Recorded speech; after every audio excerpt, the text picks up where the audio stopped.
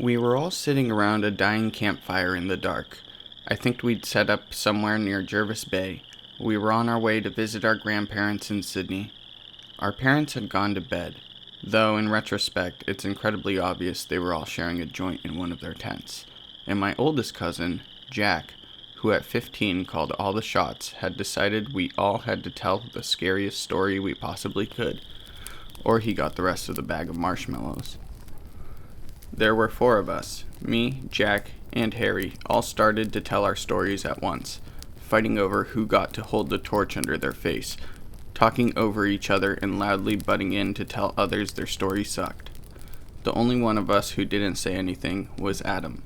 He was the middle cousin at 13, and usually the loudest of all of us.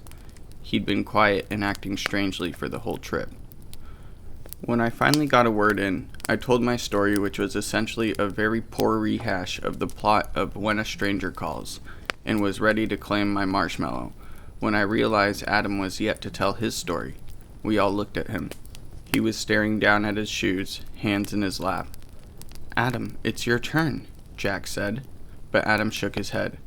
I don't want to do this, it's stupid," he said quietly. "Fine, no marshmallows for you. You're obviously too scared to do this," Jack said harshly. Adam looked up, eyes wide, and I saw he was scared. "Look," he said, "I don't want to tell my story because it's way too scary. And look, it's better if I don't. I've never told this to anyone." We all immediately started arguing that we've seen scary movies at sleepovers which were bound to be 10 times more terrifying than Adam's story. "Seriously," Adam said, poking at the fire with a stick, I don't want to tell you guys." After all of us practically begged him, he finally sighed. He turned to Jack. "Look, if I tell you this, you have to swear you won't tell Mom and Dad, or your parents," he said, turning to me slowly and Harry. "They won't believe this, and I'll get in massive trouble. We all will, okay? So please, I'm only telling you this if you swear on my life not to tell them." Something about how serious he sounded made even Jack shut up and nod. Adam cleared his throat, and we sat entranced as he began the story. "This happened a month ago. You're not going to believe me, but I swear it's true," he said. "You know Mr. Jeffries?" he said, turning to Jack. Mr. Jeffries was their neighbor up until very recently. He was about 50, lived alone with his cat, and they used to tell us all about how weird he is, randomly leaving the house at strange times, boarding up all of his windows, and having a TV constantly blaring in what sounded like every room of his house. Well, one time, Greg and I decided to sneak into his house. I know you guys aren't going to believe me, so shut up before you interrupt and let me explain. We figured he always left his house at like 6 a.m. for a couple of hours each Saturday, and we decided to sneak in to see if he was like a kidnapper or something. We climbed over the fence using a stepladder and crawled through the cat flap of his back door. He cleared his throat. Even though he was prone to exaggerating stories, this sounded very real. We started looking around, and it was really weird in there. Super dark because of the window thing, and he had like 3 TVs and all of them were on. We started to get really freaked out, but Greg insisted we go upstairs and look around. Not even halfway up, we heard a key in the door, and he caught us. As soon as he saw people in his house, he pulled out a knife out of his pocket, wielding it at us until he realized we were kids, he said. I thought we were going to die, but then he kind of calmed down and asked us what the hell we were doing in there. He was shaking. It was weird, like he was scared of us. Greg's big mouth told him we thought he was kidnapping people or something, and that our parents knew where we were, and if he did anything to us, the police would come, and Mr. Jeffries started laughing. He laughed for a while, and then he stopped and kind of went quiet, and suddenly he just looked tired and old and sad, and I wasn't afraid of him anymore. He said, "You kids are stupid. I don't kidnap people, and I'm not going to hurt you. Get out of my house." And you're lucky I'm not going to tell your goddamn parents, because I was just as bad at your age. He moved out of the doorway and gestured for us to leave. He walked outside and Greg immediately bolted, but for some reason, I don't know why, I turned around and asked why his windows were boarded up. Why was the TV on? I guess I just wanted to know. Adam kicked a rock by the fire. This was the longest any of us had listened to a story without butting in or making a joke. He said, "Because I'm scared, son.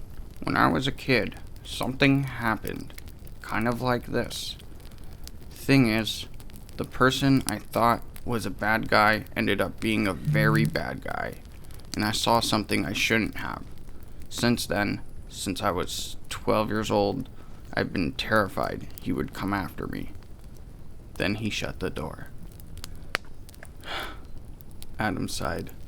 I guess I couldn't forget what he said, or how messed up about it he sounded. I mean, so scared he boarded up his windows? It was crazy. I decided to go back without Greg and ask him to tell me the story. A couple days later, when he was home, I knocked on the door. I told him I wanted to know the story, and he said to go home, but I kept coming back and pestering him about it. That Friday, I saw him drinking a beer on his porch, and I went up and sat on the steps, and he said he had to tell me the story, and maybe because of all the beer, he finally did. When Mr. Jeffries was 12, he hung around 2 other guys from school. They were best friends, and they used to go exploring down by the river where they lived. They used to have to sneak off to go there, though, because around the same time, 2 women from their neighborhood had gone missing. A couple of times they noticed a strange guy kind of lurking around a particular bend of the river, always appearing just as they were heading home, when the sun went down. One of his friends got the idea that the guy might be responsible for the missing women, and they decided they should spy on him. They came back the next day with binoculars, a notebook, and Mr. Jeffries' dad's camera that he took without asking. They lied to their parents that they were having a sleepover and hid in the reeds near the river bend. Apparently, they were 5 minutes away from leaving when the guy appeared, checking his watch. They started taking photos. Maybe 10 minutes later, a young woman arrived, and well, he hurt her, the woman, when she wouldn't do what he asked. They were freaking out about what to do, but as this woman was screaming, they decided to jump out from their hiding spot and try to help her.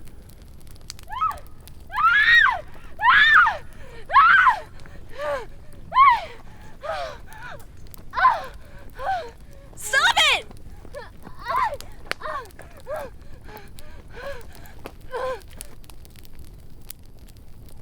But this guy, he was young and strong, and pushed the woman down and started chasing Mr. Jeffries and his friends. Mr. Jeffries dropped the camera and ran. They all ran for their lives. But the only one who did cross country was Mr. Jeffries, and the others couldn't keep up. He kept running, all the way home without looking back, and he told his mom. They called the police, and everyone went out looking for the boys and this man, but they found nothing. Mr. Jeffries took the police to the river bend, but there was nothing there, no camera, no woman, no friends. They never found the guy, and Mr. Jeffries' family moved to a different town within a couple weeks. Adam scratched his leg. He told me not to tell Mom or Dad that he'd told me the story, and that he was crazy for even telling me. Part of me thought it was too crazy to believe, but I looked it up online, and it really happened. I felt sorry for Mr. Jeffries, so I went over a couple times after that, and Mom and Dad caught on that I was visiting him. They thought it was nice of me to spend time with him, and they invited him over for dinner, probably to check on if he was some creep or something. It was when you were in camp, Jack, before you ask why you weren't invited. I couldn't believe it when he actually agreed, and on the day, he was there on time, and he'd even brought a bottle of wine, and looked like he'd try to clean himself up. Everything was going really well, and he was getting along pretty okay with Mom and Dad, until he and Dad started talking about some book, and when he walked over to the bookcase next to the kitchen, he immediately went white, and started shaking, and said he had to go. He wasn't feeling well. He practically ran out the door. Mom and Dad felt super sorry for him. Mom said he must have social anxiety. Really early the next morning, I heard noises outside and looked out the window. It must have been before 5 a.m. or something. I saw Mr. Jeffries out the front of his house, packing up all of his stuff into his car. I snuck downstairs as quietly as I could, headed outside and walked over to him. He jumped when he saw me and seemed almost scared of me. I asked what's wrong. He kept packing and didn't respond, but as he got into his car to leave, he looked me right in the eyes and said, "Son, I may be old, and I don't know if I can trust you, but you have no way of knowing where I'm heading to. So here goes nothing.